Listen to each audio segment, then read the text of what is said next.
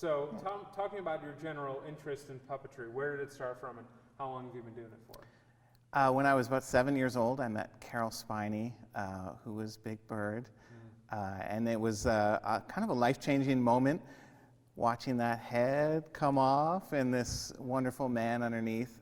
He was he's so genuine and funny, and it really kind of changed the course of my life. And then just dropping into theater, I had more of a technical background, and I just morphed into kind of a puppetry / swords and armor kind of person. So I did a lot of different things in theater, and this is by far the most rewarding for me. Why is that? You know, the puppets make this show so accessible for people. You know, having an animated film on stage is no easy task. So the puppets really bring that to life. You can identify the fact that they are animals, but they're still those humans. You still see those humans, and they're interacting with each other. It's such an important part of the piece. Talk to me about the construction of these, because these look like really intricate pieces of art. So talk to me about what it goes into making some of the masks and the puppetry for this show. You know, making the masks and the puppetry, making that all part of the theater experience is kind of like making chicken noodle soup. You know, you have to put a lot of different ingredients into that and still have the artistry involved and making that a whole experience. So Julie Taymor, who designed all of our puppets with Michael Reilly, she wanted organic materials, and she wanted these to look like lions, but still be artistic and still fulfill that side of your brain, if you will. And that's so important to our show, that these things are real. They're real to us. We act like they're real, and we want you to appreciate that as well. And within 5 minutes of watching the show, you'll just find yourself looking at the puppets instead of looking at the actors. It's just very natural thing to do, because the puppet is the one that's talking, and you know, that's kind of the most rewarding thing for a puppet master is having that kind of recognition from the audience. So how, like, you know what, this might be tricky, but I'm going to ask you, what's your favorite mask, your favorite piece of puppetry in this show? You know, I love Mufasa. His mask is very much the sun. He's kind of the circle of life, and he represents that for us. And he is through the whole show, and if you've seen the movie or the show, you know, things happen, but he still has the through line through the show.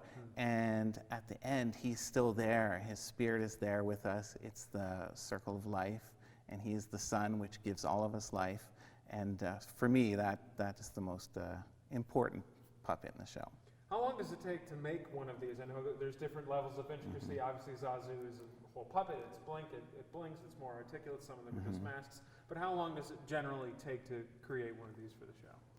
Almost all of the masks take a minimum of 25 hours to make, and some of the more intricate puppets take about 150 hours to make.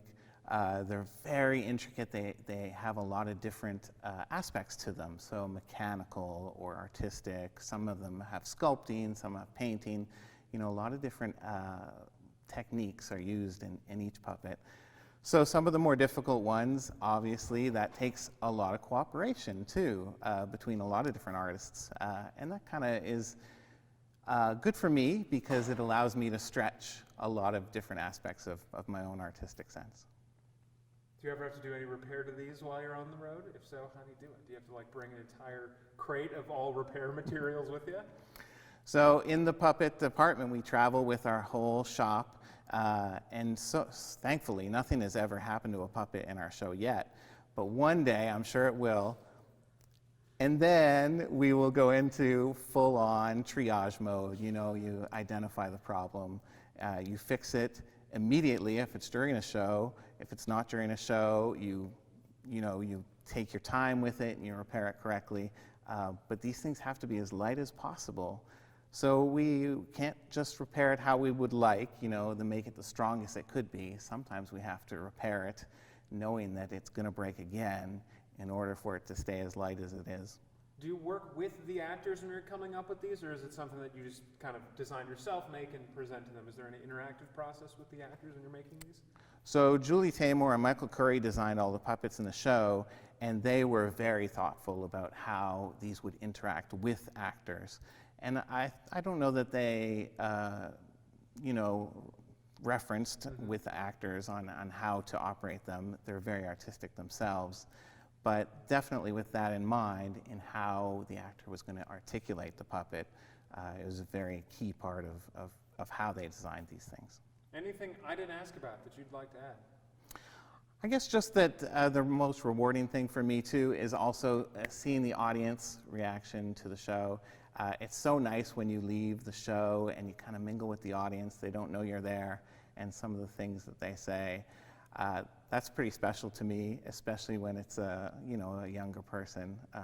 So that keeps it fresh for me, knowing that audience is really appreciating it.